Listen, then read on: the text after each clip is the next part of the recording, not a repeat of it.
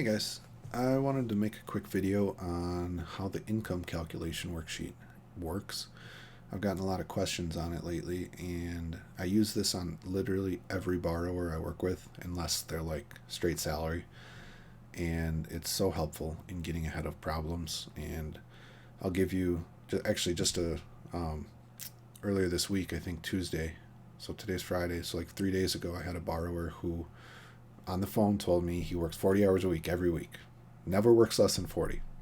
And we'll get into how this worksheet helped save us a big headache down the road. So before I dive into it, though, I just want to show a little bit of how this fits into how I see my overall sales process as a mortgage loan officer. So everybody sells the promise. Like you can go out and the core, high trust selling. Any mortgage sales program out there is selling you on a promise. They're teaching you how to sell a promise. That's what sales is. You're trying to be trustworthy so that realtors, whatever you pursue for a referral partner, they trust you and they send you business.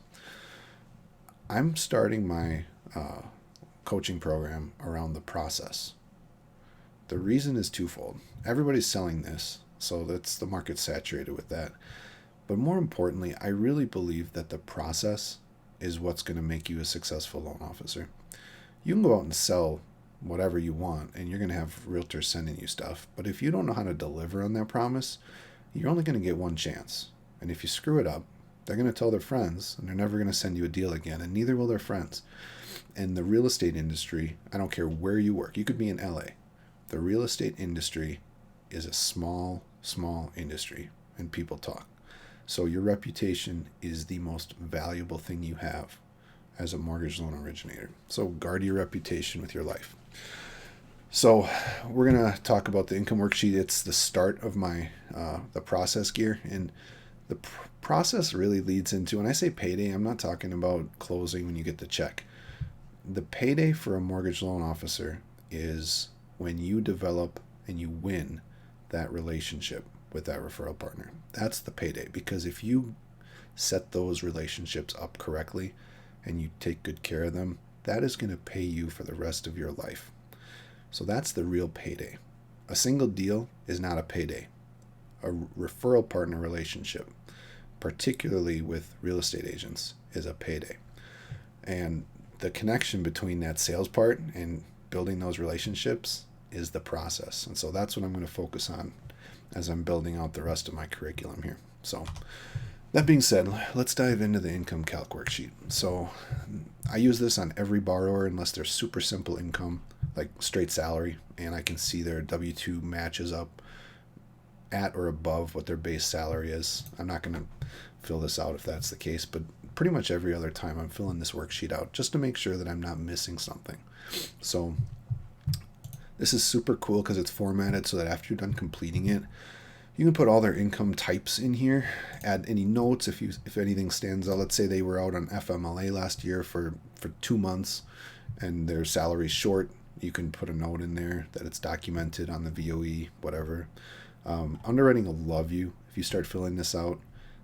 Your underwriter is going to really appreciate you doing the extra 5 minutes of work so that you can tell them the complete story when you submit a file, instead of them looking at something and the numbers not adding up and then they have to suspend the file or call you back, or there's every underwriter is going to handle that differently, but you're going to have a lot of brownie points on your side if you're doing stuff like this before you send a file in underwriting.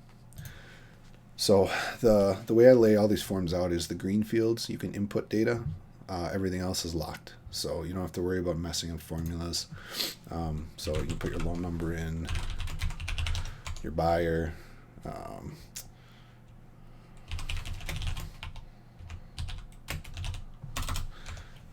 the date will pre-fill for you. So today's Friday the 28th. So let's use my guy from Tuesday. He's a welder. He's been working since December, so 4.5 months on the job. He's making, say, $20, and I think he was making $21.25. And he's working, he tells me 40 hours every week. All right, cool. So I get his year-to-date pay stub. He's made like $12,500. And today is April 28th. So we go over here. I'm going to zoom in so you guys can see this.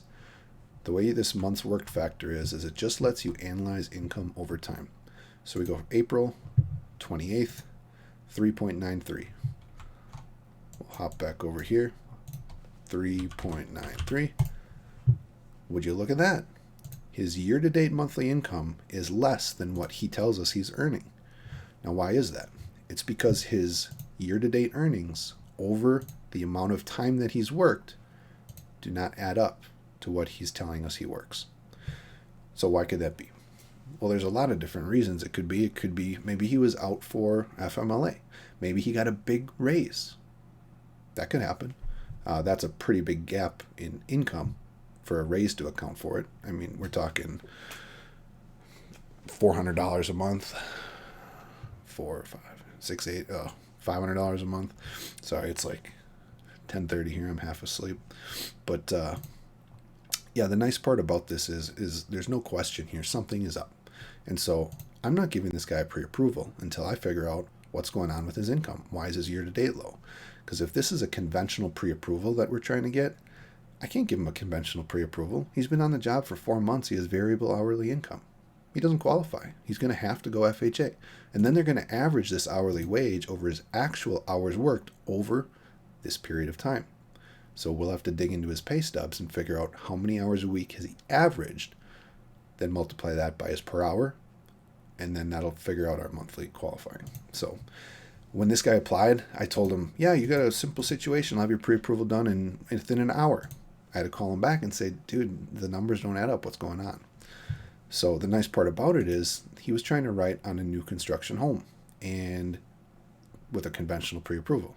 Thankfully, we got ahead of that so the realtor doesn't have to go back to the listing agent and say, hey, my lender messed up. This guy doesn't actually qualify.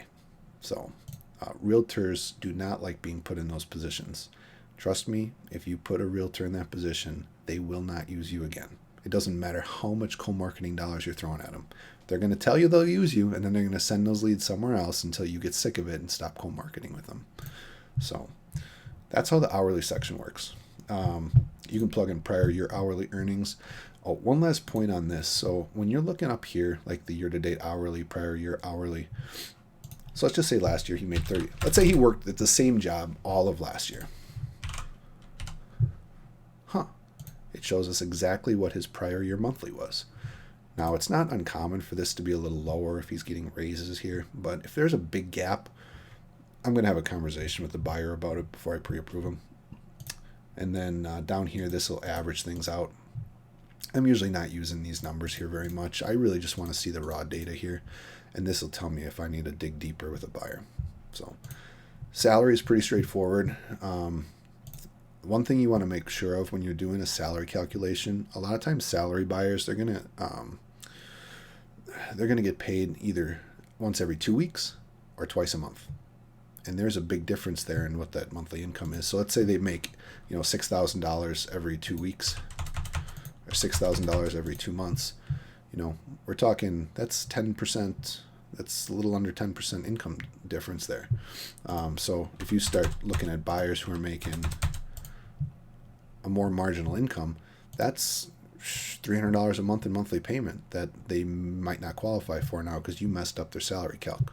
So making sure that you're looking at the pay stub correctly is huge when you're putting the numbers into this income calc, because this just does the numbers, right? It's only going to give you as good of an answer as the data that you're putting into it. So making sure you're reading the pay stub correctly. I don't know if you guys do this, but I really recommend it with everyone I work with. If you're not asking for year-end pay stubs on damn near every file, you should start. Because what does a W-2 actually tell you? It doesn't tell you the wage types. So if you have someone with a big bonus in there, if you have somebody with a lot of overtime, you don't know how those numbers are going to calculate for qualifying income. If you're basing anything off of a W-2 number, if they're anything but straight salary, you're just asking for trouble. So I always ask for year-end pay stubs. If there's anything out of the ordinary, and by out of the ordinary, I mean anything besides straight salary, I want to see your year-end pay stub, because I want to see, I might be able to bump their pre-approved amount up higher. If they have income and bonus, I mean, even $200 a month of qualifying overtime, $200 a month of bonus income. I mean, that's an extra $150 a month in qualifying income that we can use. And not a lot of loan officers that I would see are doing that right now. So you can really set yourselves apart. And when you're talking with a realtor in a coffee meeting, explain like, hey, this is how I look at things. This is why I'm different. This is why you want to send your buyers to me, because I'll make sure that I'm pre-approving them for their maximum affordable housing payment, not just a pre-approval amount, and then who knows if it actually works out. Commission income. So these are all the same. Overtime, bonus, commission. It all gets averaged over 2 years, so the calculations all work the same. Pull those numbers right off of a year-end pay stub.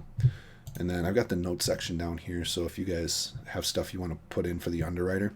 The cool part about this, after you get this all figured out, file, print, and it is set up to print right into a PDF. So this prints into a nice PDF. It's easy for the underwriter to have it in the file and read it, and they will love you for it. So that's how this sheet works. I hope you guys find this helpful. If you have questions, please reach out. I'm more than happy to help you on using it. But that's all I got for right now. So have a great evening.